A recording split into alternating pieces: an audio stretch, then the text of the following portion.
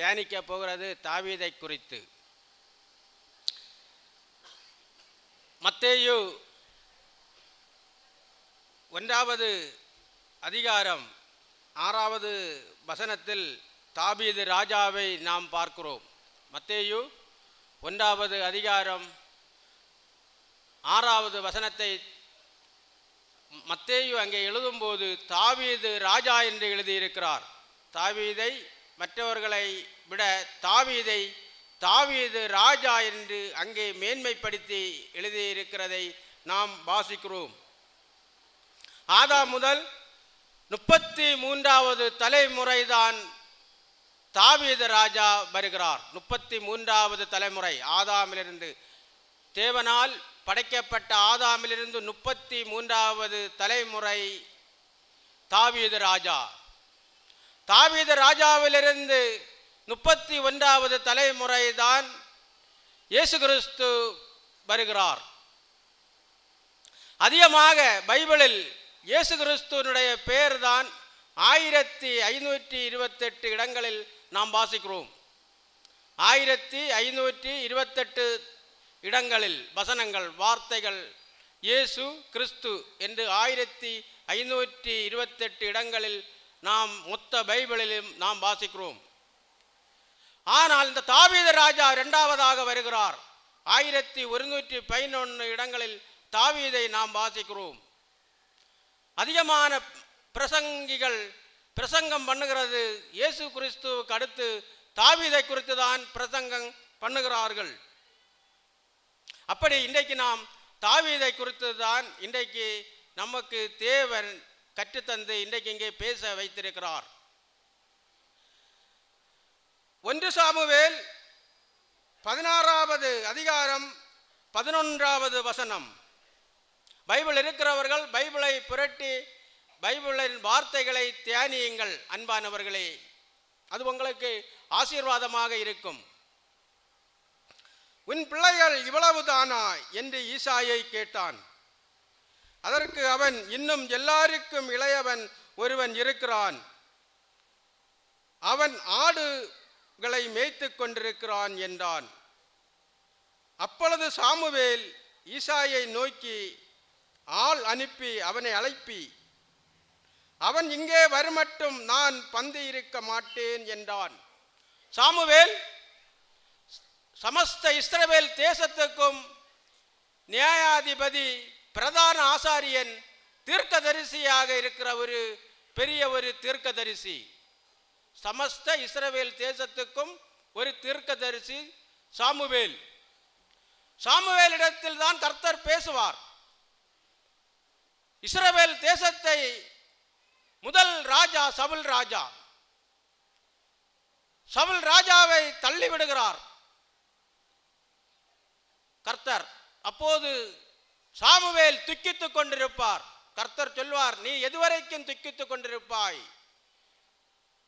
நீ போ, ஈசாய் வீட்டுக்கு போ, அங்கே உணவுக்கு அறிவிக்கப்படும் அந்த மனிதனை, ஈசாயின் மகனை நீ ராஜாவாக அபிஷேகம் பண்ணு, தைல கொம்பை எடுத்துக்கொண்டு போ என்று சாமுவேலோடு கர்த்தர் பேசுவார்.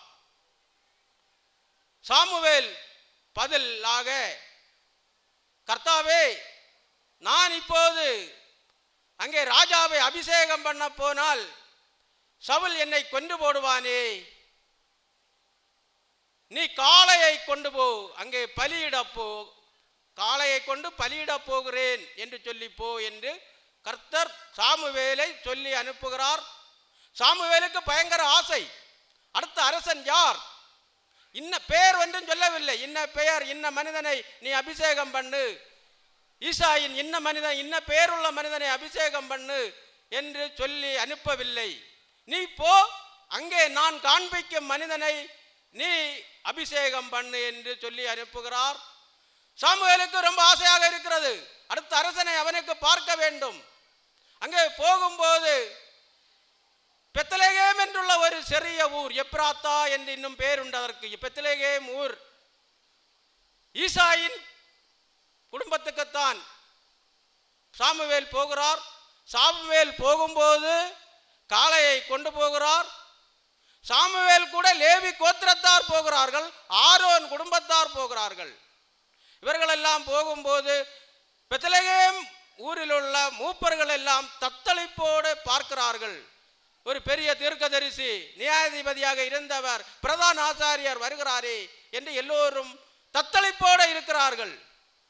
தத்தளிப்போடு இருக்கும்போது எல்லோரும் கேட்கிறார்கள், மூப்பர்கள் எல்லாம் கேட்கிறார்கள், சமாதானம் தானா என்று கேட்கிறார்கள். ஆம், சமாதானம்தான். ஈசாய் குடும்பத்தில் பலிவிருந்து செய்வதற்கு போகிறேன், நீங்களும் உங்களை பரிசுத்தம் பண்ணி கொண்டு வாருங்கள். அந்த பெத்லகேம் ஊராரை பார்த்து சொல்கிறார், நீங்கள் பரிசுத்தம் பண்ணி கொண்டு வாருங்கள். மற்றும் இவனோடு வருகிறவர்களும் சாமுவேலோடு வருகிறவர்களும் லேவி கோத்திரத்தார் ஆரோன் குடும்பத்தாரும் பரிசுத்தம் பண்ணி வருகிறார்கள். ஈசாயை பார்த்து நீயும் உன் பிள்ளைகளும் குடும்பத்தாரும் பரிசுத்தம் பண்ணுங்கள் என்று சாமுவேல் சொல்கிறார்.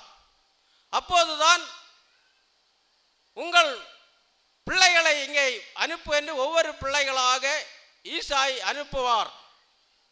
முதலில் எலியாப் அனுப்புவார். எலியாப்பை பார்த்ததும் கர்த்தர் சொல்லுவார், எலியாப் சவுல் இராணுவத்தில் மிலிட்டரியில் வேலை பார்த்து கொண்டிருக்கிற மனிதன், நல்ல உயரமானவன், நல்ல திடகாத்திரமானவன், நல்ல அழகாக இருக்கிறவன். அப்போது கர்த்தர் சொல்லுவார், மனிதனோ முகத்தை பார்க்கிறான், நான் இருதயத்தை பார்க்கிறேன், இவன் அல்ல, இவனை நான் தள்ளிவிட்டேன் என்று. அடுத்து இரண்டாவது மகன் அமிரதாப்பை அனுப்புவார் ஈசாய். ஈசாயினுடைய மகன்கள் 7 பேர் உண்டு. அதன் பிறகு சம்மா மூன்றாவது மகன். அப்படி ஒவ்வொருத்தராக 7 பேரும் சாமுவேலிடத்தில் கடந்து போய்கொண்டே இருப்பார்கள். ஒருத்தரையும் தேவன் அங்கீகரிக்கவில்லை, ராஜாவாக ஏற்படுத்தவில்லை. அப்போதுதான் இந்த சாமுவேல் ஈசாயோடு கேட்பார். 1 சாமுவேல் 16வது அதிகாரம் 11வது வசனம். உன் பிள்ளைகள் இவ்வளவுதானா என்று ஈசாயை கேட்டான். சாமுவேல் ஈசாயை கேட்டான். அதற்கு அவன், இன்னும் எல்லாருக்கும் இளையவன் ஒருவன் இருக்கிறான், அவன் ஆடுகளை மேய்த்து கொண்டிருக்கிறான் என்றான். அப்பொழுது சாமுவேல் ஈசாயை நோக்கி, ஆள் அனுப்பி அவனை அழைப்பி, அவன் இங்கே வருமட்டும் நான் பந்து இருக்க மாட்டேன் என்றான். ஆள் அனுப்பி, நீ அவனை அனுப்பி, அவன் வருமட்டும் நான் பந்து இருக்க மாட்டேன், நான் சாப்பிட மாட்டேன் என்று சொல்லி அமர்ந்து கொள்ளுகிறார் இந்த சாமுவேல். தாவீது ஆடு மேய்க்க அனுப்பி இருக்கிறார்கள். இங்கே ஒரு பெரிய பலிவிருந்து நடக்கிறது. கொளுத்த ஆடுகளை வெட்டுகிறார்கள், நல்ல ஆகாரங்களை ரெடி பண்ணுகிறார்கள். ஆனால் இவனுடைய 8வது மகன், 7 மகன்களை ஈசாய் நேசிக்கிறான், 8வது மகனை தாவீதை நேசிக்கவில்லை. ஆடுகளை மேய்க்க வனாந்தரத்திலே அனுப்பியிருக்கிறார். இந்த ஈசாய் கரடிகளும் சிங்கங்களும் உள்ள இடத்தில் இந்த தாவீதை ஆடு மேய்க்க அனுப்புவார். ஏன் இவனை ஆடுகளும் கரடிகளும் சிங்கங்களும் கொலை செய்யட்டுமே, இவன் 8வது எனக்கு பிறந்திருக்கிறானே, 8வது பிறந்த மகன் எனக்கு தேவையில்லை என்று அவனை வெறுப்போடு, அவனை இவர்கள் நேசிக்காமல் தாவீதினுடைய தகப்பனார் ஈசாய் நேசிக்கவில்லை, சகோதரர்கள் நேசிக்கவில்லை. யூதர் குலத்தின்படி அன்றைய காலகட்டத்தில் புருஷன் சொல்கிறதை மனைவி கேட்டு கீழ்ப்படிய வேண்டும். மனைவிக்கு சொந்தமாக எந்த முடிவும் எடுக்க முடியாது. அப்படி தாவீது ஒரு வெறுக்கப்பட்ட மனிதனாக, ஒரு ஒடுக்கப்பட்ட மனிதனாக, வனாந்தரத்திலே ஆடுகளை மேய்த்து கொண்டிருக்கிறவனாக இங்கே பலிவிருந்து நடக்குத தினம் வாழ்ந்து கொண்டிருக்கிறான். இவனை ஒரு அடிமையை போல தான் வீட்டில் நடத்துவார்கள். அடிமைகள் என்று சொன்னால் முதலில் ஆண்கள் அங்கே வீட்டின் உரிமையாளர்கள் சாப்பிட வேண்டும், அதன் பிறகு மனைவி பிள்ளைகள் சாப்பிட வேண்டும், அதன் பிறகு வேலை ஆட்கள் சாப்பிட வேண்டும், அதன் பிறகுதான் அடிமைகள் சாப்பிட வேண்டும். அப்படி அடிமையை விட கேவலமாக தாவீதை அங்கே வழி நடத்தி கொண்டு ஈசாய் இருப்பார். ரொம்ப வெறுப்பாக தாவீதை வெறுத்து ஒதுக்கின ஒரு மனிதனாக தாவீதை வாழ்ந்து கொண்டிருப்பார். தாவீது சங்கீதத்தில் 69வது சங்கீதம் 8வது வசனத்திலே பாடுகிறார், என் சகோதரருக்கு வேற்று மனுஷனும் என் தாயின் பிள்ளைகளுக்கு அந்நியனும் ஆனேன். என் சகோதரருக்கு வேற்று மனுஷன். சகோதரர்கள் யாரும் நேசிக்கவில்லை. தாயின் பிள்ளைகள் சகோதரர்களுக்கெல்லாம் அந்நியனாக இவன் நடத்தப்படுகிறான் தாவீது. சங்கீதம் 86:16, என்மேல் நோக்கமாகி எனக்கு இரங்கும், உமது வல்லமையை உமது அடியானுக்கு அருளி உமது அடியானின் குமாரனை ரட்சியும்.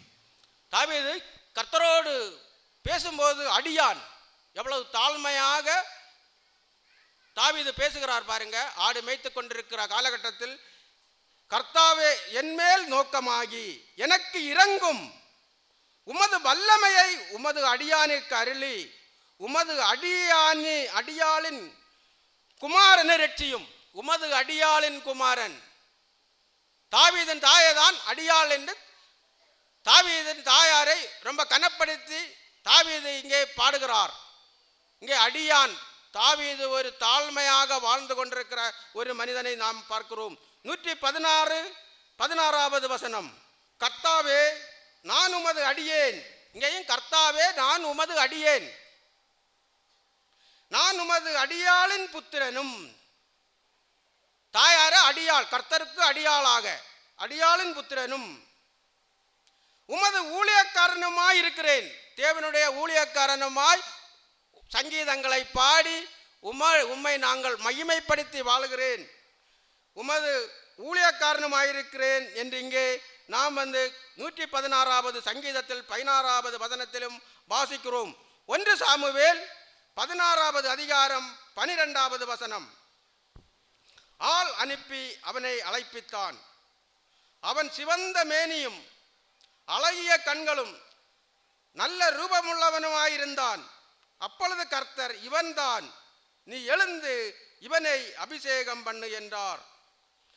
தாவீது வருகிறான்.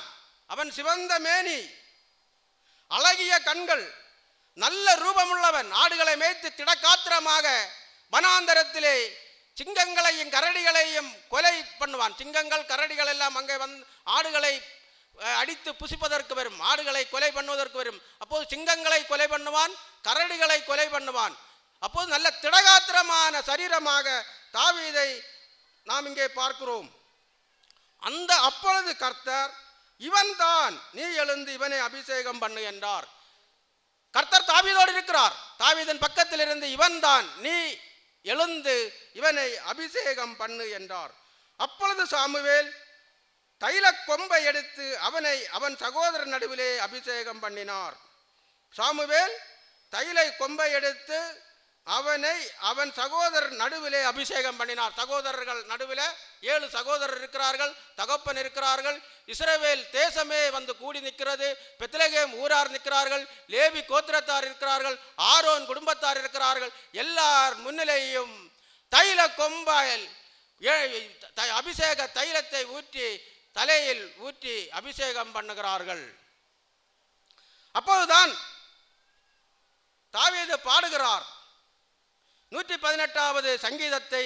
அந்த இடத்தில் தான் தாவீது பாடுகிறார். அன்பானவர்களே, இதுதான் அன்றைக்கு நடந்த கதை, நடந்த சம்பவம், நடந்த வரலாறு. 118வது சங்கீதத்தை அங்கே தாவீது பாடுகிறார்.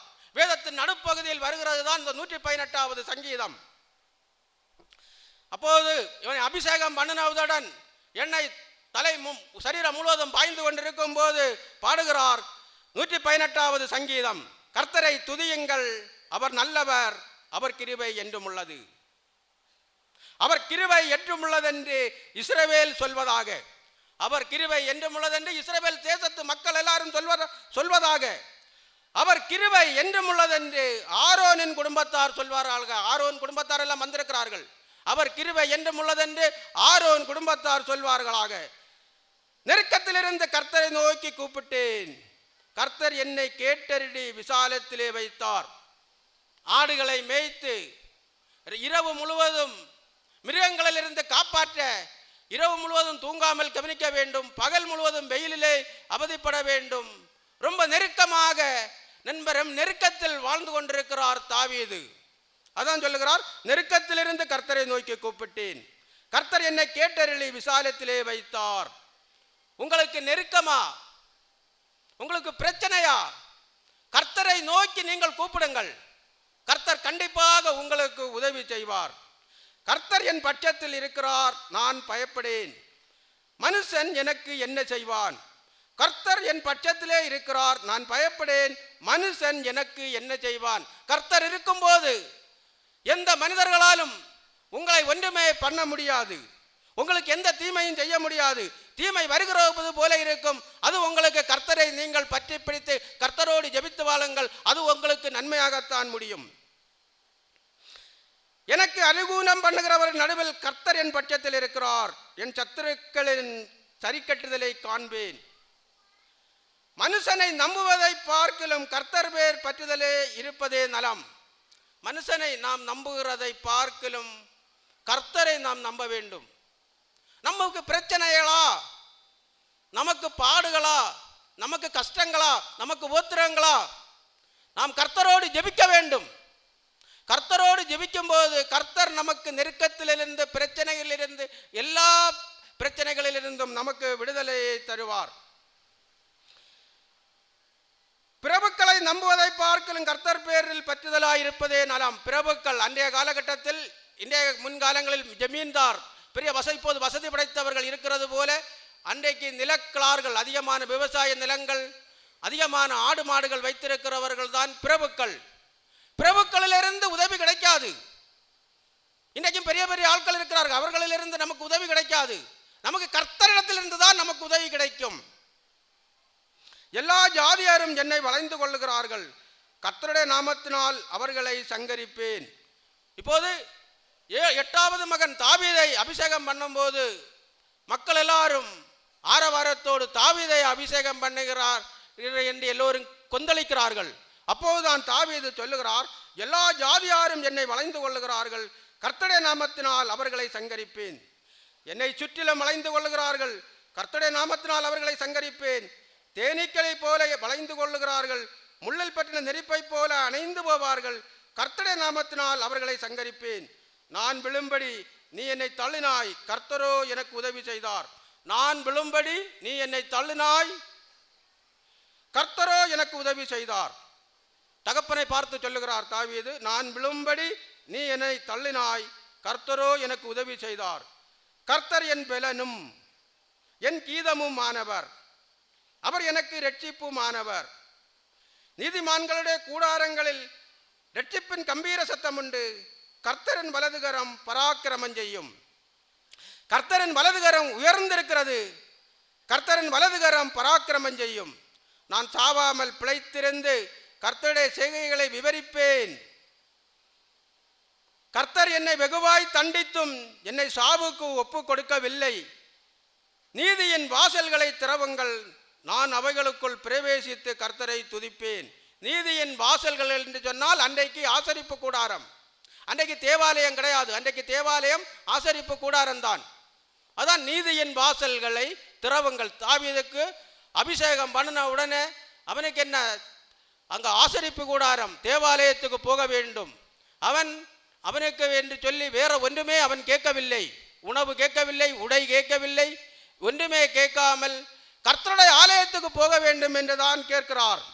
நீதியின் வாசல்களை திறவுங்கள், நான் அவைகளுக்குள் பிரவேசித்து கர்த்தரை துதிப்பேன். கர்த்தரின் வாசல் இதுவே, நீதிமான்கள் இதற்குள் பிரவேசிப்பார்கள். அங்கே கர்த்தரின் வாசல் ஆசரிப்பு கூடாரத்து பக்கத்தில் போனதும் கழுதையில ஏற்றி கொண்டு போகிறார்கள். அன்றைக்கு இஸ்ரவேல் தேசத்தில் தடை செய்யப்பட்ட மிருகம் குதிரை. ராஜாக்கள் எல்லாம் கழுதையில தான் போவார்கள். கழுதையில் கொண்டு போகிறார்கள். கொண்டு போனது நீதியின் வாசல் இதுவே, அங்கே ஆசரிப்பு கூடாரத்தில் பக்கத்தில் போனதும் நீதிமான்கள் இதற்குள் பிரவேசிப்பார்கள். நீர் எனக்கு செவி கொடுத்து எனக்கு இரட்சிப்பாய் இருந்தபடியால் நான் உம்மை துதிப்பேன்.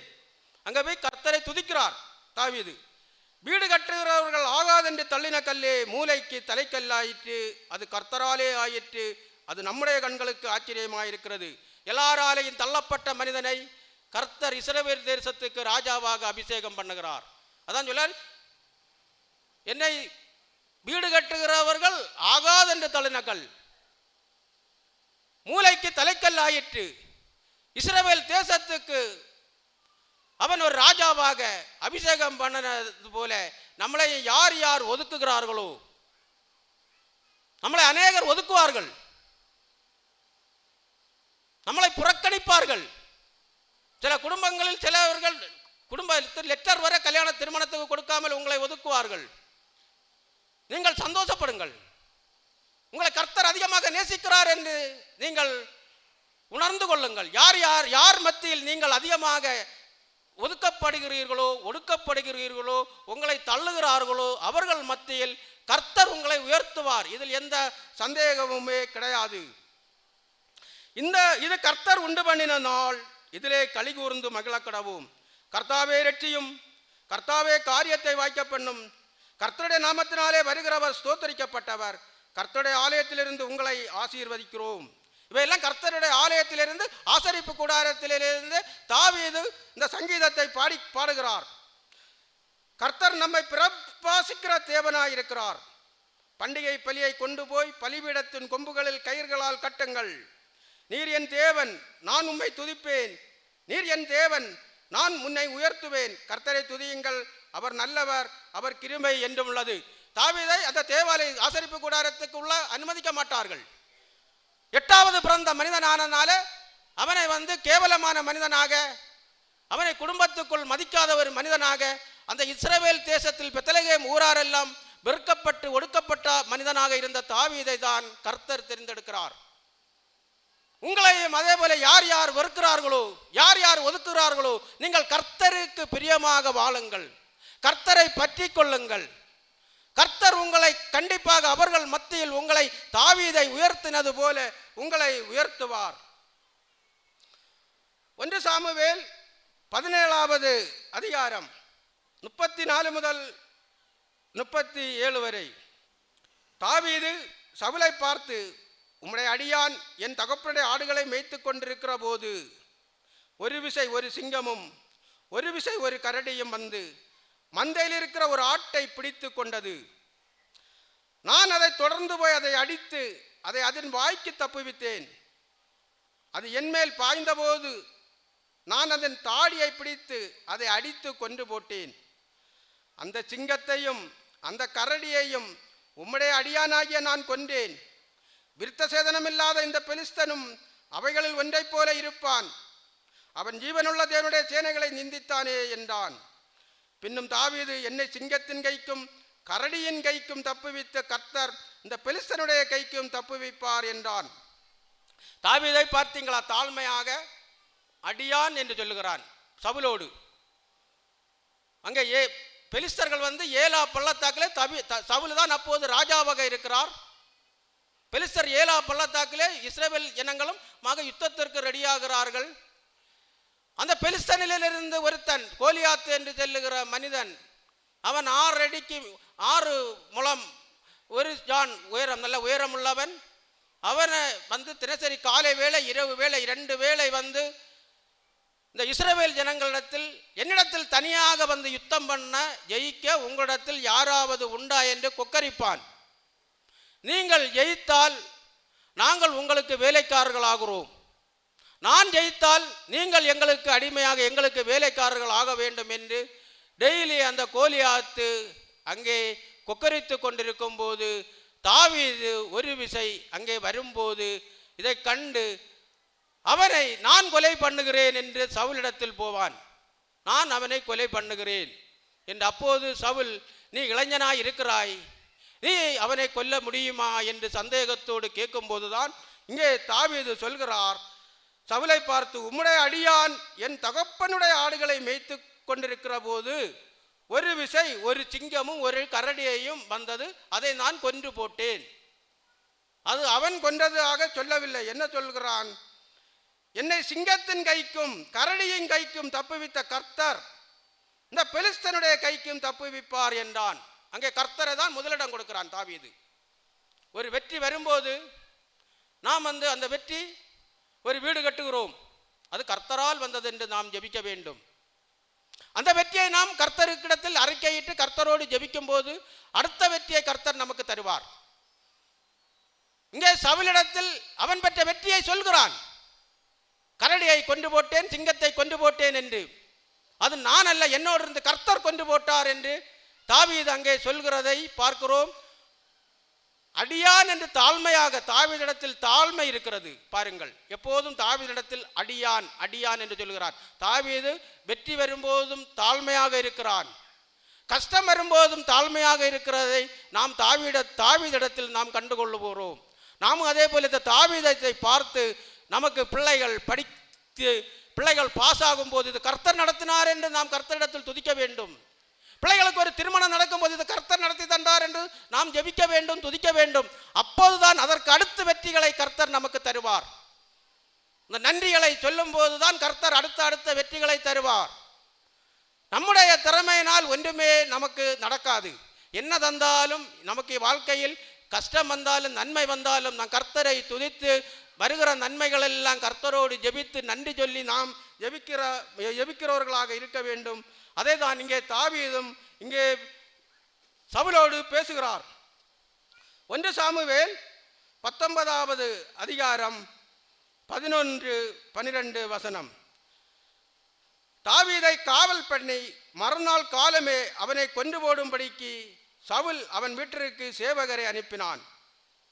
இதை தாவீதுக்கு அவன் மனைவியாகிய மீகாள் அறிவித்து, நீர் இன்று ராத்திரியில் உம்முடைய பிராணனை தப்புவித்து கொள்ளாவிட்டால் நாளைக்கு நீர் கொன்று போடப்படுவீர் என்று சொல்லி மீகாள் தாவீதை எண்ணல் வழியாய் இறக்கிவிட்டால் அவன் தப்பி ஓடிப்போனான். கோலியாத்தை கொலை பண்ணுகிறான் தாவீது. தலையை கொய்து கொண்டு சவுலிடத்தில் கொடுக்கிறான். எல்லோரும் பெண்கள் எல்லாரும் பாடுகிறார்கள், தாவீது கொண்டது 10,000, சவுல் கொண்டது 1000 என்று.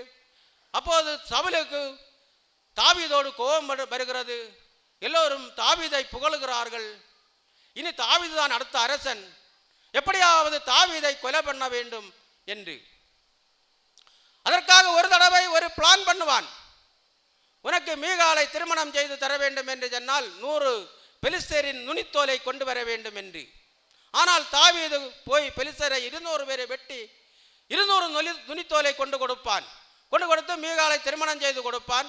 அப்போது அங்கே இருக்கும்போது தாவீது சவுல் அரசனுக்கு மருமகன், மகளுடைய புருஷன், மீகாலுடைய புருஷனாக வாழ்ந்து கொண்டிருக்கும் போதுதான் இவனை எப்படியாக தந்திரமாக இவன் என்ன நினைத்தான், அங்கே பெலிஸ்தரிடத்தில் போய் 100 நுனித்தோல் எடுக்கும்போது தாவீதை அங்கே கொலை பண்ணுவார்கள் என்று நினைப்பான் சவுல். அது 200 நுனித்தோலை கொண்டு கொடுப்பான். 200 பேரை தாவீது வெட்டி. தாவீது அவ்வளவு பயங்கர பலசாலி. அது கர்த்தர் அவருக்கு கொடுத்த பலம். இங்கே இவன் தூங்கி கொண்டிருக்கும் போது மனைவி சொல்வாள், நீ உன்னை இன்றைய தினம் உன்னை இங்கே இருந்து தப்பிப்போ, இல்லை என்றால் நாளைய தினம் உன்னை கொலை பண்ணுவார்கள் என்று சொல்லி இவன் அப்படியே இரவு ஜன்னல் வழியாக கடத்தி மீகாள் அந்த இடத்திலிருந்து மனைவி தாவீதின் மனைவி தப்புவதற்கு உதவி செய்து தாவீதை அந்த இடத்தில் தப்பித்து விடுவாள். 1 சாமுவேல் 19வது அதிகாரம் 18வது வசனம். தாவீது தப்பி ராமாவில் இருந்த சாமுவேலிடத்திற்கு போய் சவுல் தனக்கு செய்தது எல்லாவற்றையும் அவனுக்கு அறிவித்தான். பின்பு அவனும் சாமுவேலும் போய் நாயோதிலே தங்கியிருந்தார்கள். தாவீது என்ன செய்தான், இங்கே இருந்து தப்பி சவுலினுடைய அரண்மனையிலிருந்து தப்பி சவுலுடைய கொலை செய்வான் என்று தப்பி எங்கே போகிறான், சாமுவேல் தீர்க்கதரிசி, இவனுக்கு அபிஷேகம் பண்ணி கொடுத்த சாமுவேல் தீர்க்கதரிசி இடத்தில் போகிறான். நாமும் அதே போல நமக்கு ஆபத்து வரும், பிரச்சனை வரும், கஷ்டங்கள் வரும். அந்த காலகட்டங்களில் அந்த நேரங்களில் நமக்கு இந்த வேதத்தின்படி நீங்கள் போகிற சர்ச்சுகளில் நல்ல நல்ல சபையை நடத்துகிறவர் இருப்பார்கள். அவர்களிடம் போய் நீங்கள் தீர்மானங்கள், இந்த பிரச்சனைக்கு என்ன தீர்மானம் என்று கேட்டு நீங்கள் முடிவெடுத்து கர்த்தருக்குள் ஜெபித்து நீங்கள் வாழும்போது தான் உங்களுக்கு நல்ல தீர்மானங்கள், நல்ல ஆலோசனைகள் கிடைக்கும். இந்த தாவீதை பார்ப்போம். அவன் வேறு அவனுடைய சொந்த பந்தங்களிடமோ அவர்களுடைய சகோதரிடத்திலோ தகப்பனாரிடத்திலோ பெத்லகேம் ஊராரிடத்திற்கோ போகாமல் நேராக சாமுவேல் தீர்க்கதரிசியை பார்க்க போகிறான். சாமுவேல் தீர்க்கதரிசி ராமாவிலே வாழ்ந்து கொண்டிருக்கிறார். ராமா என்றுள்ள ஒரு இடத்திலே வாழ்ந்து கொண்டிருக்கிறார்.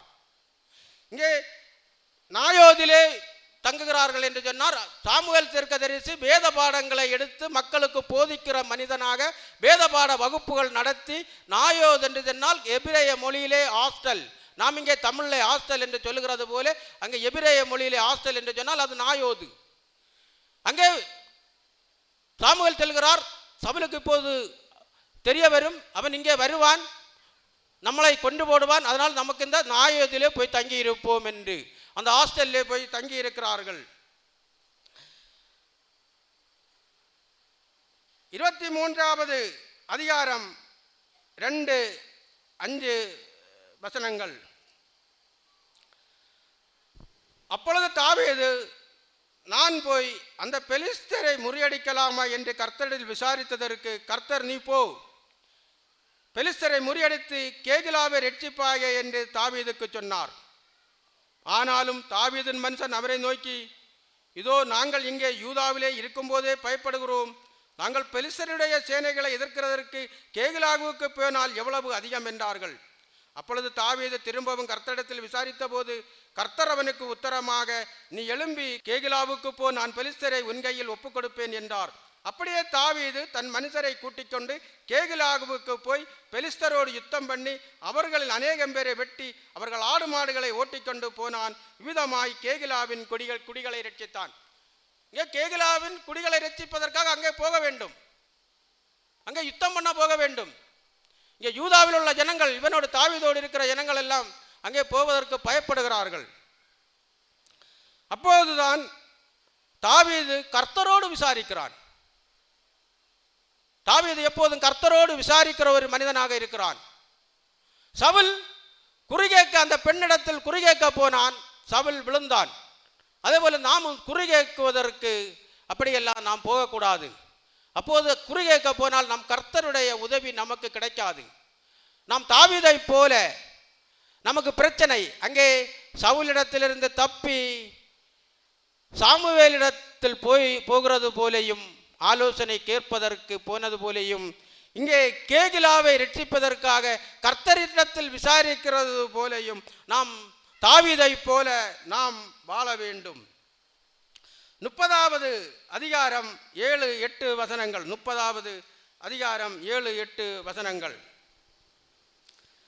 தாவீது அபிமெலேக்கின் குமாரனாகி அபியத்தார் என்னும் ஆசாரியனை நோக்கி, ஏபோத்தை என்னிடத்தில் கொண்டு வா என்றான். அபியத்தார் ஏபோத்தை தாவீதிடத்தில் கொண்டு வந்தான். தாவீது கர்த்தரை நோக்கி, நான் அந்த தண்டை பின்தொடர வேண்டுமா, அதை பிடிப்பேனா என்று கேட்டான். அதற்கு அவர், அதை பின்தொடர், அதை நீ பிடித்து சகலத்தையும் திருப்பிக் கொள்ளவாய் என்றார். தாவீதுக்கு பெலிஸ்தரிலிருந்து ஒரு ஆகீஸ் என்ற ராஜா அவனுக்கு சிக்லாக் என்ற ஒரு இடத்தை தாவீதும் கூட உள்ள 600 பேரும் தங்குவதற்காக இடத்தை உண்டு பண்ணி கொடுப்பார்கள். தாவீதும் அந்த 600 பேர் யுத்த வீரர்களும் சேர்ந்து ஒரு யுத்தத்திற்கு போயிருப்பார்கள். யுத்தத்திற்கு போன போது இந்த அமலேக்கியர்கள் வந்து இந்த சிக்லாக்கை தீ கொளுத்தி தாவீதின் மனைவிமார்கள் 2 பேரையும், எஸ்ரேயால் ஊராளாகிய அகினாவையும் நாவாலின் மனைவியாக இருந்த நேபாலையும் கொண்டு இவர்கள் 2 பேரையும் இவர்கள் பிள்ளைகளையும் மற்றும் இவனோடு தாவீதோடு இருந்தவர்களுடைய பிள்ளைகளையும் மனைவிகளையும் எல்லாம் கொள்ளையடித்து மிருக ஜீவன்களையும் கொள்ளையடித்து அமலேக்கியர்கள் சிக்லாக்கை சுட்டரித்து கொண்டு போவார்கள். தாவீதும் கூட உள்ளவர்களும் வருவார்கள். இங்கே எல்லாம் அவர்கள் எல்லாரும் அசந்து அழுவார்கள். அழுவதற்கு பலன் இல்லாமல் அழுவார்கள். எங்கள் மனைவிமார்கள், பிள்ளைகள், எங்கள் மிருக ஜீவன்களை எல்லாம் கொள்ளையடித்து கொண்டு போய்விட்டார்களே, எங்கள் நகரத்தையும் சுட்டரித்தார்களே என்று எல்லோரும் அழுகுகிறார்கள்.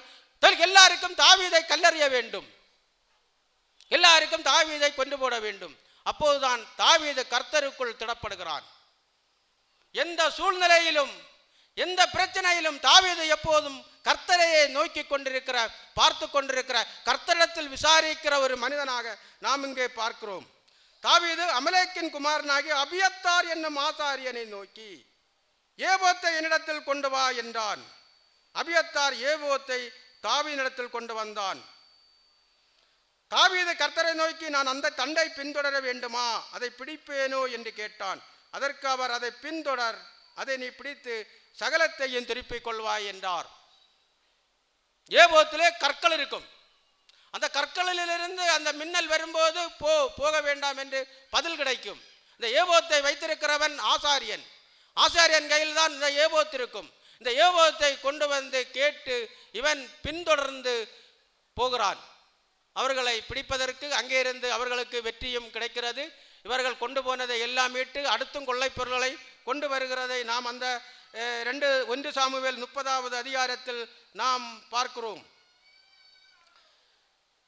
மத்தேயு அதிகாரம் 6வது வசனம் 33வது 6வது அதிகாரம் 33வது வசனம்.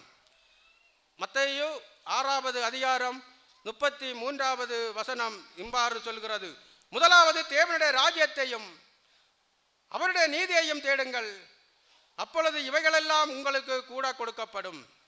இயேசு கிறிஸ்து மலை பிரசங்கம் பண்ணுகிறார். இந்த பிரசங்கத்துக்கு முன்னால் உள்ளதெல்லாம் நீங்கள் வாசித்து பாருங்கள். முதலாவது தேவனுடைய ராஜ்யத்தையும் அவருடைய நீதியையும் தேடுங்கள், அப்பொழுது இவைகளெல்லாம் உங்களுக்கு கொடுக்கப்படும். தாவீது என்று சொல்லுகிறவன் எப்போதும் என்ன பிரச்சனை, என்ன கஷ்டங்கள், என்ன தீமைகள் ஊத்திரங்கள் வந்தாலும் அவன் தேவனிடத்தில் விசாரிக்கிற ஒரு மனிதனாக நாம் தாவீதை நாம் இங்கே பார்க்கிறோம். 1 சாமுவேல் 22வது அதிகாரம் 3வது வசனம். தாவீது அவ்விடத்தை விட்டு மோவாபியரை சேர்ந்த மிஸ்போக்கு போய் மோவாபின் ராஜாவை பார்த்து, தேவன் என்னை எப்படி நடத்துவார் என்று நான் அறிய மட்டும் என் தகப்பனும் என் தாயும் உங்களிடத்திலே தங்கியிருக்கும்படி தயவு செய்யும் என்று சொல்லி, தாவீது வந்து சவுல் 3000 படை வீரர்களை கொண்டு தாவீது துரத்தி கொண்டே இருக்கிற போது தாய் தகப்பனாரை கொண்டு மோவாப் தேசத்துக்கு போகிறான். மோவாப் தேசம் தாவீதை தகப்பனார் வருத்தாலும் தாவீது தகப்பனாரை பாதுகாக்கக்கூடிய ஒரு மனிதனாக, தாயார் வயதாகும் போது தகப்பனார் தாயாக அவர்களை பாதுகாக்கக்கூடிய ஒரு மனிதனாக இங்கே நாம் பார்க்கிறோம். நாமும் அதே போல நம்முடைய தகப்பனார், தாயார், மாமியார், மாமனார் அவர்கள் முதியவர்களாகும் போது அவர்களை பாதுகாக்கக்கூடியவர்களாக இருந்தால்தான், அவர்களுக்கு நம்ம உதவி செய்யக்கூடியவர்களாக இருந்தால்தான் தேவனுடைய கிருபை நமக்கு கிடைக்கும். அப்படிதான் தாவீது இங்கே செய்கிறதை பார்க்கிறோம்.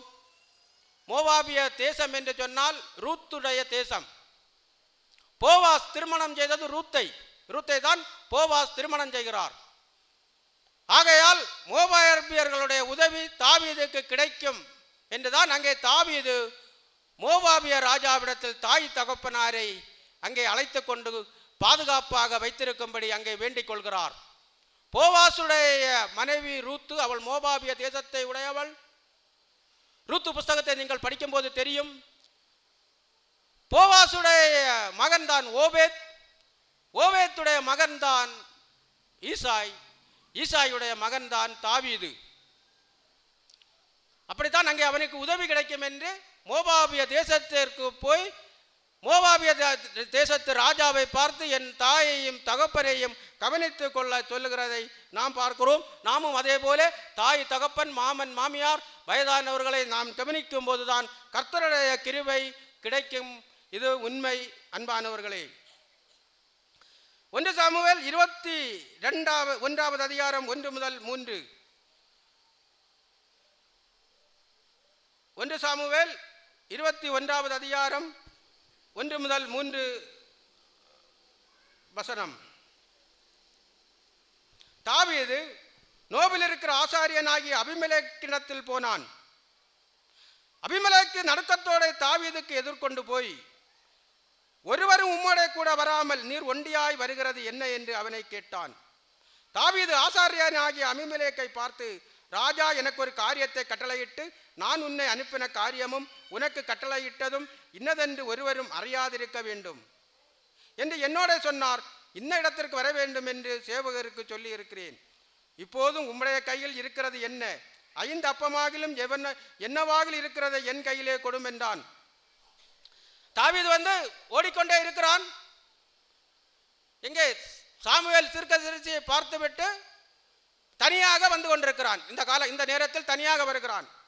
அப்போதுதான் நோவில் இருக்கிற ஆசாரியனாகிய அபிமெலேக்கிடத்திற்கு போகிறான். அபிமெலேக்கிடத்திற்கு போகும்போது தாவீது எப்போதும் சவுலுடைய மருமகன், படை வீரர்கள் இருப்பார்கள், 1000 பேருக்கு அதிபதியாக தாவீது இருந்தவன். அப்போது அவர்களை வரவில்லையா என்று அபிமெலேக்கு கேட்கும்போது தாவீது அந்த இடத்தில் விட்டு கொடுக்க கூடாது. சவுலுக்கு எனக்கும் சண்டையாக்கும், சவுல் என்னை கொலை பண்ண தேடுகிறார் என்று அங்கே சொல்லக்கூடாது. இவனுக்கு வயிறு பசியாக இருக்கிறது, தாவீதுக்கு ஏதாவது சாப்பிட கிடைக்க வேண்டும். அப்போது இந்த அபிமெலேக்கினிடத்தில் சொல்கிறான், அவர்கள் படை வீரர்கள் எல்லாம் வருகிறார்கள், அவர்கள் வேறொரு விஷயமாக ராஜா எங்களை அனுப்பி இருக்கிறார், நாங்கள் அங்கே போய் சந்திப்போம், 5 அப்பம் கொடு என்று பிச்சை எடுக்கக்கூடிய அளவிற்கு, சாப்பிடுவதற்கு பிச்சை எடுக்கக்கூடிய அளவிற்கு தாவீது இந்த இடத்தில் கையேந்தி நிற்கிறதை நாம் பார்க்கிறோம். 21வது அதிகாரம் 10வது வசனம் முதல் 15வது வசனம் வரை. அன்றைய தினம் தாவீது எழுந்து சவுலுக்கு தப்பி ஓடி காத்தின் ராஜாவாகி ஆகீசினிடத்தில் போனான். ஆகீசின் ஊழியக்காரர் அவனை பார்த்து, தேசத்து ராஜாவாகிய தாவீது இவன் அல்லவோ? சவுல் கொண்டது 1000, தாவீது கொண்டது 10000 என்று இவனை குறித்தல்லவோ ஆடல் பாடலோடு கொண்டாடினார்கள் என்றார்கள். இந்த வார்த்தைகளை தாவீது தன் மனதிலே வைத்துக்கொண்டு காத்தின் ராஜாவாகிய ஆகீசுக்கு மிகவும் பயப்பட்டு அவர்கள் கண்களுக்கு முன்பாக தன் முகநாடியை வேறுபடுத்தி அவர்களிடத்தில் பித்தன் கொண்டவன் போல காண்பித்து வாசர் கதவுகளிலே கீறிக்கொண்டிருந்த தன் வாயிலிருந்து நுரையை தன் தாடியின் விளப்பண்ணி கொண்டிருந்தான். அப்பொழுது ஆகீஸ் தன் ஊழியக்காரரை நோக்கி, இதோ இந்த மனுஷன் பித்தங்கொண்டவன் என்று காண்கிறீர்களே, இவனை நீங்கள் என்னிடத்தில் கொண்டு வந்தது என்ன? எனக்கு முன்பாக பைத்திய சேஷ்டை செய்ய நீங்கள் இவனை கொண்டு வருவதற்கு பைத்தியக்காரர் எனக்கு குறைவாய் இருக்கிறார்களோ? இவன் என் வீட்டிலே வரலாமா என்றான். பைத்தியக்காரர் எனக்கு குறைவாய் இருக்கிறார்களோ? இந்த ஆகீஸ் ராஜாவுக்கு மனைவி பைத்தியம், மகன் பைத்தியம், அங்கே பைத்தியக்காரர் இருக்கிறார்கள். இவன் அதனால் அங்கே பைத்தியமாக நடிக்கிறான். பைத்தியமாக நடிக்கும் போது ஆகீஸ் ராஜாவினிடத்திலிருந்து தயவு கிடைக்கும். ஆகீஸ் ராஜாவினிடத்திலிருந்து தயவு கிடைக்க வேண்டும் என்று சொன்னால் அங்கே மனைவி பைத்தியம், மகன் பைத்தியம் அங்கே இருக்கும்போது இவனுக்கு அங்கே இருந்து தயவு கிடைப்பதற்காக இவன் பைத்தியமாக நடிக்க வேண்டிய சூழ்நிலை வருகிறது. ஆகீஸ் ராஜாவினிடத்திலிருந்து தப்புவதற்கு பைத்தியமாக நடிக்கிறான். அகிமெலேக்கிடத்திலிருந்து 5 அப்பத்துக்காக சாப்பிடுவதற்காக பசிக்காக அங்கே வந்து பொய் சொல்லி அங்கே ஏமாற்றி அப்பத்தை வாங்கக்கூடிய சூழ்நிலை. இப்படி தாவீது தேவனை தேடின ஒரு மனிதனாக இருந்தாலும் தாவீதுக்கு கஷ்டம் வருகிறது. நாம் கிறிஸ்தவர்கள் ஆன உடனே, தேவனை தொழுது கொண்ட உடனே, வேதத்தை வாசித்த உடனே நமக்கு எல்லா நன்மைகளும் வந்து சேரும் என்று நாம் நினைக்கக்கூடாது. கஷ்டங்கள் நமக்கு வரும், நோய் வரும், பிரச்சனை வரும், திருமண தடைகள் வரும். என்ன கஷ்டங்கள் வந்தாலும் நாம் தேவனோடு நாம் ஒன்றித்து அவரை புகழ்ந்து பாடக்கூடிய, அவரோடு நாம் ஜெபித்து வாழக்கூடிய மனிதர்களாக நாம் வாழ வேண்டும். சங்கீதம் 34 வசனம். சங்கீதம் 34.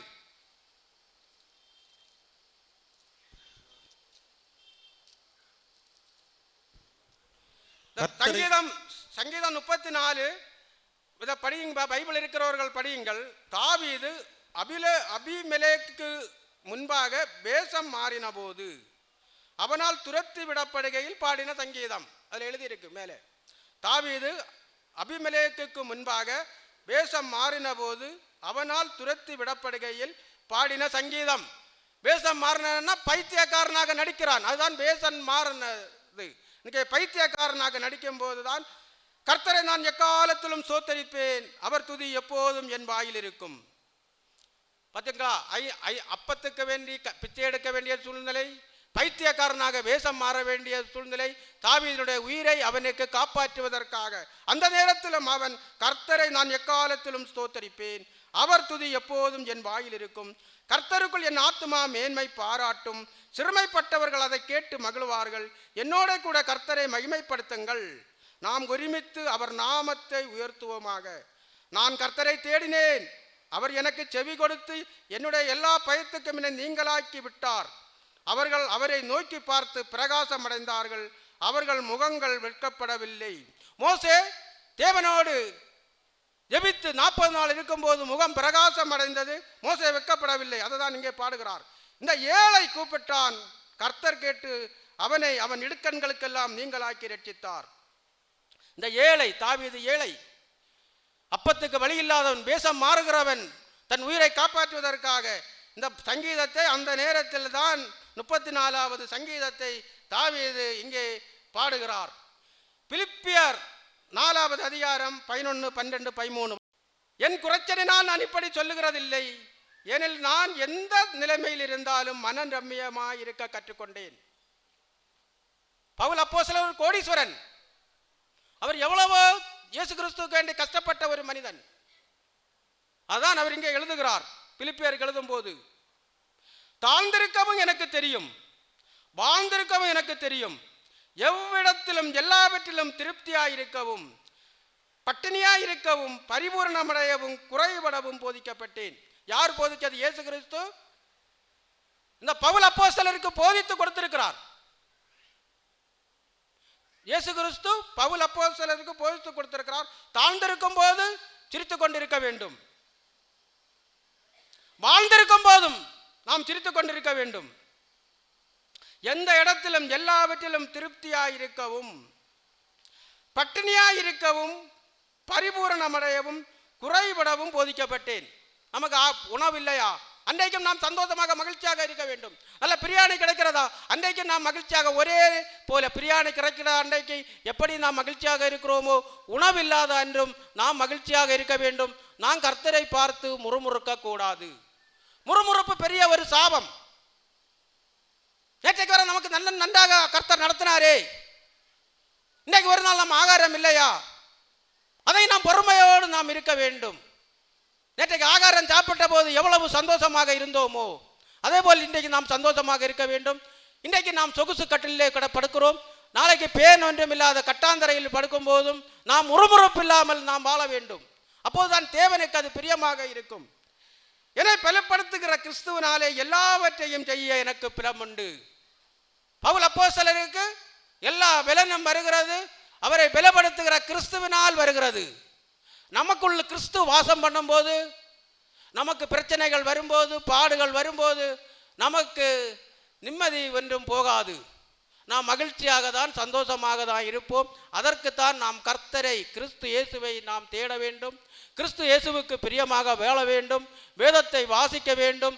நாம் ஜெபிக்க வேண்டும். கர்த்தருக்கென்று 1 மணி நேரமாவது நாம் கொடுத்து அவர் சமூகத்தில் நாம் உட்கார வேண்டும். அப்போதுதான் எல்லா பிரச்சனைகள் வந்தாலும், தாவீதோடு இருந்த தேவன், தாவீது கஷ்டமான சூழ்நிலையில் இருக்கும்போது அந்த இடங்களிலும் தாவீதை பாதுகாத்த தேவன் நம்மையும் பாதுகாப்பார். யோபு 1வது அதிகாரம் 21, 22 வசனம். யோபு 1வது அதிகாரம் 21, 22 வசனம். நிர்வாணியா என் தாயின் கற்பத்திலிருந்து வந்தேன், நிர்வாணியாய் அவ்விடத்திற்கு திரும்புவேன்.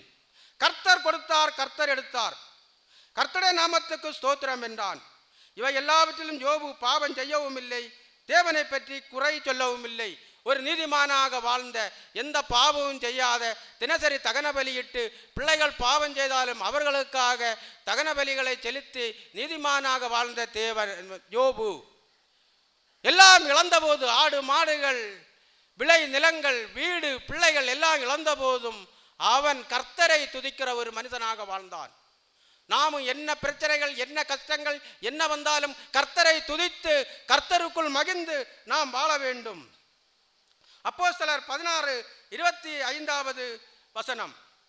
அப்போஸ்தலர் 16, 25 வசனம். நடுராத்திரியிலே பவுலும் சீலாவும் ஜெபம் பண்ணி தேவனை துதித்து பாடினார்கள். காவலில் வைக்கப்பட்டவர்கள் அதை கேட்டு கொண்டிருந்தார்கள்.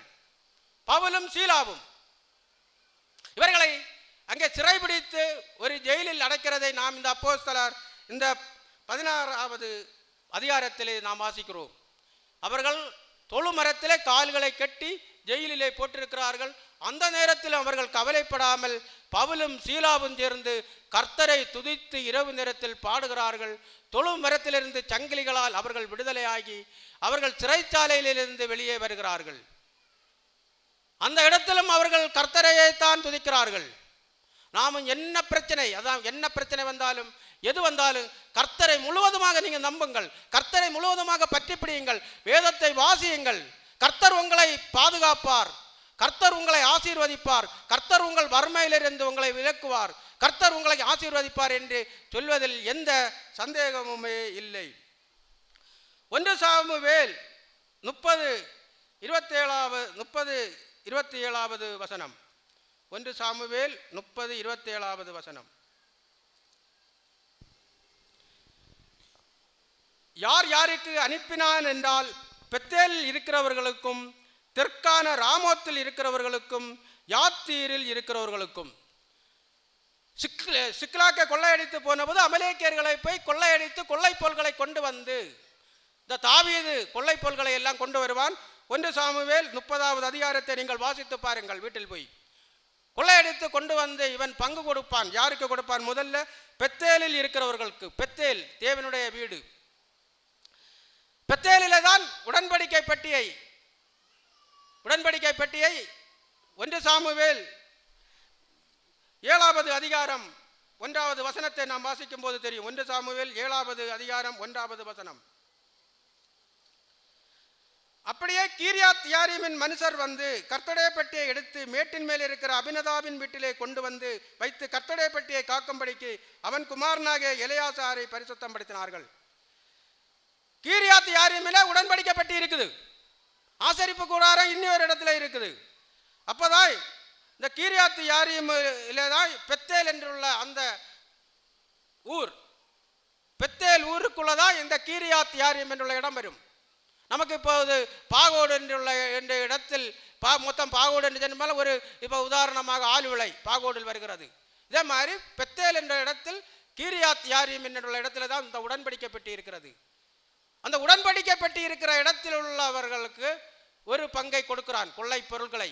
இவனிடத்தில் 600 பேர் இருக்கிறார்கள். ஒடுக்கப்பட்டவர்கள், முறுமுறுக்கப்பட்டவர்கள், கடன்பட்டவர்கள், அவர்கள் மனைவிகள். அவன் கீழே இருக்கிறவன் ஒருத்தன் வந்து 10 பேருடைய உணவை சாப்பிடுகிறவன். தாவீதுக்கு நிறைய தேவை இருக்கிறது. ஆனால் இவ்வளவு தேவை இருந்தாலும் அவன் பெத்தேலுக்கு ஒரு பகுதியை கொடுக்கிறான். அடுத்தபடியாக ராமோத்தில் ஒரு பகுதியை கொடுக்கிறான். ராமா சாமுவேல் தீர்க்கதரிசி வாழ்ந்த இடம். இப்போது சாமுவேல் தீர்க்கதரிசி கிடையாது, அவர் இறந்து போனார். அதற்கு பிறகுதான் இந்த இடத்தை 30வது அதிகாரம் வருகிறது. இப்போது அந்த சாமுவேல் தீர்க்கதரிசி வாழ்ந்த அவர்கள் சந்ததியினருக்கும் உணவுப் பொருள்களை, கொள்ளை பொருள்களை கொடுத்து அனுப்புகிறான். தாவீதுக்கு எவ்வளவு தேவை இருந்த போதும் முதலில் உடன்படிக்கை பெட்டி இருந்த தேவனுடைய வீடான பெத்தேலுக்கு கொடுக்கிறான். 2வது அவனுடைய ஊழியக்காரன் சாமுவேலுக்கும் கொடுக்கிறான், சாமுவேலுடைய ஊராருக்கு கொடுக்கிறார். நாமும் அதே போல நாம் போய் வருகிற ஆலயத்திற்கு, எந்தெந்த ஆலயத்துக்கு போகிறோமோ அங்கே நாம் காணிக்கைகளை நாம் கொடுக்க வேண்டும். ஊழியக்காரர்களுக்கும் நாம் காணிக்கைகளை கொடுக்க வேண்டும். அப்போதுதான் நமக்கு ஆசீர்வாதமான வாழ்க்கையை கர்த்தர் நமக்கு தருவார். தாவீது அப்படிதான் ஆசீர்வாதமான வாழ்க்கைகளை எல்லாம் பெற்றுக்கொண்டான். 2 சாமுவேல் 2வது அதிகாரம் 1 முதல் 4 வரை.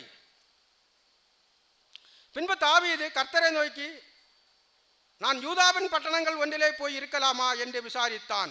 எல்லாம் கர்த்தரை நோக்கி விசாரிக்கிறான். தாவீது விசாரித்தான்.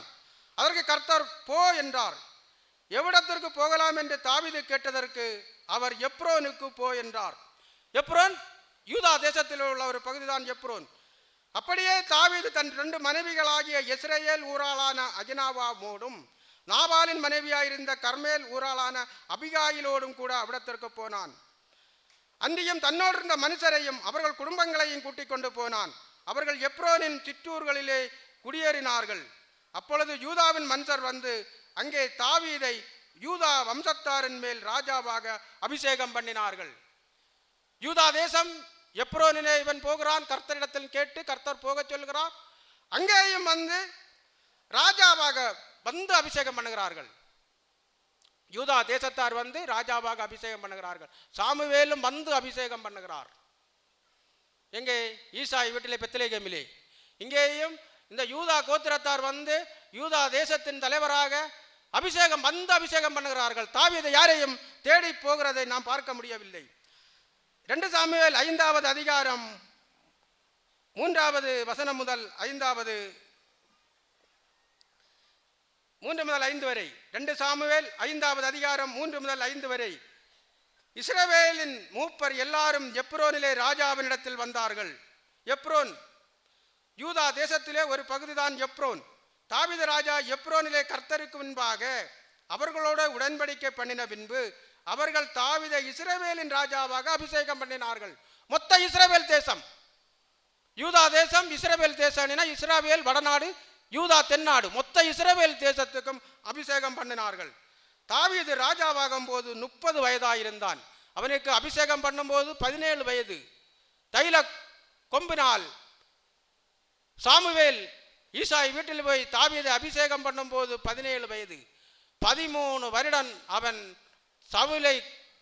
சவுலிடத்திலிருந்து அவன் ஜீவனை காப்பாற்ற தப்பி ஓடிக்கொண்டிருந்த ஒரு மனுஷனாக பார்க்கிறோம். அப்பத்துக்கு பிச்சைக்காரனாக மாறினதும், பைத்தியக்காரனாக வேஷமிடவும், எவ்வளவு பாடுகள் கஷ்டங்கள் பட்ட மனிதனாக நாம் பார்க்கிறோம். யோபு விட கஷ்டம் தாவீது தான் பட்டான். யோபு குறிப்பிட்ட காலம் தான் கஷ்டப்பட்டான். அதற்கு பிறகு ஆசீர்வாதம், அதற்கு முன்னும் ஆசீர்வாதம். அதிகமாக கஷ்டப்பட்ட மனிதன், கர்த்தரால் தெரிந்தெடுத்த ஒரு மனிதன், அபிஷேகம் பண்ணப்பட்ட ஒரு மனிதன் தாவீது.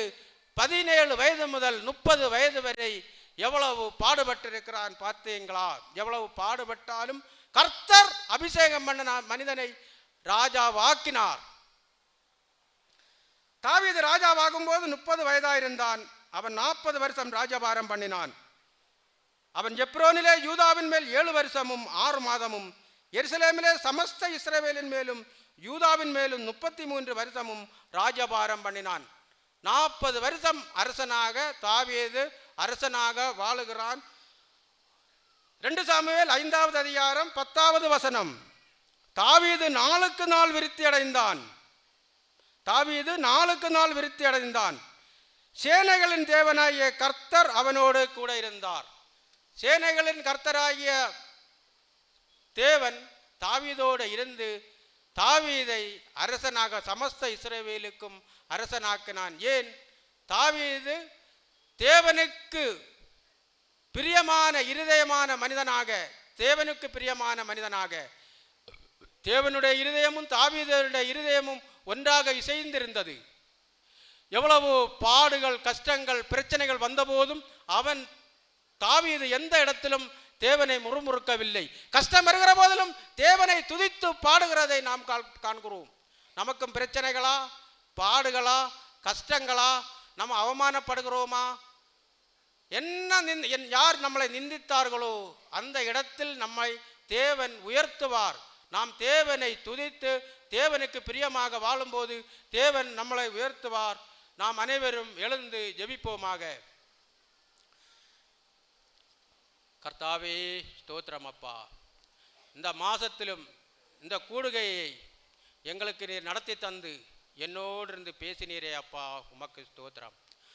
நான் நல்ல ஆண்டவரே இங்கே நின்று பேசுகிறது கர்த்தாவே, நீங்கள் தான் என்னோடு இருந்து பேசுகிறீர்கள் அப்பா. எனக்கு ஒன்றுமே தெரியாதப்பா. என்ன பேச வேண்டும், என்ன செய்தி கொடுக்க வேண்டும் என்று நேற்றைய தினம் எனக்கு மத்தியானம் வரை ஒன்றுமே தெரியவில்லை ஆண்டவரே. அதன் பிறகு நீங்கள் எனக்கு செய்தியை தந்தீர்கள் அப்பா. நேற்றைய தினம் சாயங்கால வேளையிலும் இன்றைய தினம் இந்த இடத்திலும் நீங்கள் என்னோடு இருந்து பேசுகிறீர்கள் அப்பா. இந்த செய்தி எடுக்க எனக்கு ஒன்றுமே தெரியாதப்பா. பைபிள் நாலேஜ் ஒன்றும் எனக்கு கிடையாதப்பா. அந்தந்த மாசத்திற்கு செய்தியை நீர் தருகிறீர். நீர் என்னோடு பேசுகிறீர். நீர் எவ்வளவு அதிசயமானவர், நீர் எவ்வளவு அற்புதமானவர். உம்மை போல் ஒரு தேவன் இல்லை ஆண்டவரே. நீர் பெரியவர் பெரியவர் பெரியவர் அப்பா. வானத்துக்கும் பூமிக்கும் ஒப்பான தேவன், உமக்கு ஒப்பானவர் யாரும் இல்லை ஆண்டவரே. உம்மை நாங்கள் துதிக்கிறோம், உம்மை நாங்கள் போற்றுகிறோம், உம்மை நாங்கள் புகழுகிறோம், உம்மை நாங்கள் மகிமைப்படுத்துகிறோம், உம்மை கனப்படுத்துகிறோம் ஆண்டவரே. நாங்கள் இன்றைய தினம் ஒன்றாக கூடி இங்கே உம்மை நோக்கி ஜெபிக்கிறோம் அப்பா. நீங்கள் எங்களுக்கு இறங்குங்கப்பா. இந்த இடம் ஆண்டவரே ஒரு வறுமையான இடங்கள் ஆண்டவரே. எல்லாரும் நாங்கள் வறுமையாக இருக்கிறோம் ஆண்டவரே. நாங்கள் எல்லாரும் உம்மிடத்தில் எங்களை தாழ்த்துகிறோம் அப்பா. நாங்கள் எல்லாரும் உம்மிடத்தில் எங்களை தாழ்த்துகிறோம் அப்பா. எங்களை எல்லாரும் எங்கள் தேவைகளை எல்லாம் சந்தியுங்கப்பா. எல்லாருக்கும் தேவைகள் உண்டாப்பா. உம்மை நோக்கி நாங்கள் எல்லாரும் மன்றாடுகிறோம் ஆண்டவரே. உம்மை நோக்கி நாங்கள் அனைவரும் மன்றாடுகிறோம் ஆண்டவரே. கர்த்தாவே, உம்மை நோக்கி கூப்பிடுகிறவர்கள் ஒருவரும் வெக்கப்பட்டு போகிறது ஆண்டவரே. ஒருவரும் வெக்கப்பட்டு போகிறது ஆண்டவரே. ஆண்டவரே, எல்லாரையும் ஆசீர்வதியுங்கப்பா. எல்லா குடும்பங்களையும் ஆசீர்வதிங்கப்பா. எல்லா பிள்ளைகளுக்கும் சுகத்தை கொடுங்கப்பா. பிள்ளை இல்லாதவர்களுக்கு பிள்ளை கொடுங்கப்பா. திருமணம் ஆகாதவர்களுக்கு திருமண தடைகளை விலக்கி பிள்ளைகளுக்கு திருமணம் நடக்க உதவி செய்யுங்கப்பா. படிக்காத பிள்ளைகளுக்கு படிப்பு ஞானத்தை கொடுங்கப்பா. பிள்ளைகளெல்லாம் உயர்ந்த நிலைமையில் வளர கிருபை செய்யுங்கப்பா. எல்லாம் இந்த சமுதாயத்தை ஒரு பெத்தேலை போல உருவாக்குங்கப்பா. ஆண்டவரே, வானத்தின் வாசல் போல பெத்தேலை போல தேவதூதர்கள் ஏறுகிறதும் இறங்குகிறதுமான பெத்தேலை போல இந்த இடத்தை, இந்த பாகோடு தேசத்தை, மார்த்தாண்டம் இந்த பகுதியை, இந்த சுற்றுவட்டார பகுதிகளை ஒரு பெத்தேலை போல ஒரு நல்ல ஒரு தேசமாக, ஒரு செழிப்பான தேசமாக உருவாக்குங்கப்பா. ஒரு செழிப்பான தேசமாக ஒவ்வொரு குடும்பங்களில் செழிப்புகள் வரட்டும் ஆண்டவரே. ஒவ்வொரு குடும்பங்களும் செழிப்புகள் வரட்டும் ஆண்டவரே. நோய்வாய்ப்பட்டவர்களுக்கெல்லாம் சுகம் கொடுங்கப்பா ஆண்டவரே. ஒவ்வொரு வீடுகளிலும் நோய்வாய்ப்பட்டிருப்பார்கள் ஆண்டவரே. நடக்க முடியாதவர்கள் இருப்பார்கள் ஆண்டவரே. கேன்சர் நோய்களால் இருப்பார்கள் ஆண்டவரே. தீராத நோய்களால் இருப்பார்கள் ஆண்டவரே. அவர்கள் அனைவருக்கும் சுகம் கொடுங்கப்பா. உமக்கு எல்லாம் லேசான காரியம் ஆண்டவரே. அப்பா, உமக்கு எல்லாம் லேசான காரியம் அப்பா. உம்மால் கூடாது எதுவுமே இல்லை ஆண்டவரே. ஆண்டவரே, இந்த மாதத்தில் கூடுகைக்கு வந்தவர்கள், ஒலிபெருக்கிகளில் கேட்டுக்கொண்டிருக்கிறவர்கள், டிவி மூலம் பார்த்து கொண்டிருக்கிறவர்கள், மொபைல் மூலம் பார்த்து கொண்டிருக்கிறவர்கள் எல்லாரையும் ஆசீர்வதிங்கப்பா. குடி பழக்கத்தில் இருக்கிறவர்களுடைய ஆண்டவரே, மதுபானம் குடிக்கிறதையெல்லாம் அவர்களிடத்திலிருந்து விலக்குங்கப்பா. மதுபானம் குடிக்கிறவர்களிடத்திலிருந்த அவர்கள் மதுபான குடிகளை அவர்களிடத்திலிருந்து விலக்கி அவர்கள் ஆசீர்வாதமாக மகிழ்ச்சியாக ஒவ்வொரு குடும்பங்களும் ஆசீர்வாதமாக வாழ கிருபை செய்யுங்கப்பா. ஒவ்வொரு குடும்பங்களும் ஆசீர்வாதமாக மகிழ்ச்சியாக சுகமாக பலமாக வாழ கிருபை செய்யுங்கப்பா. ஆண்டவரே, தாவீது அப்பா உம்மை நோக்கி மன்றாடினது போல எல்லாரும் உம்மை நோக்கி மன்றாட கிருபை செய்யுங்கப்பா. எல்லாரும் உம்மை நோக்கி மன்றாட கிருபை செய்யுங்கப்பா. கர்த்தாவே, எல்லாரும் ஆண்டவரே இங்கே கூடுகைக்கு வந்த எல்லா குடும்பங்களையும் ஆசீர்வதிங்கப்பா. ஒருவரும் வெக்கப்பட்டு போகிறதப்பா. எல்லா குடும்பங்களும் நன்மைகளை கொடுங்கப்பா. எல்லா நன்மைகளால் நிரப்புங்கப்பா. எல்லாரும் பத்திரமாக வீடுகளுக்கு போய் சேரவும் எல்லாம் நன்மையாக்கி தந்து உதவுங்கப்பா. மீட்பர் இயேசுவின் மூலம் ஜெபங்கேளும் நல்ல பிதாவே, ஆமென்.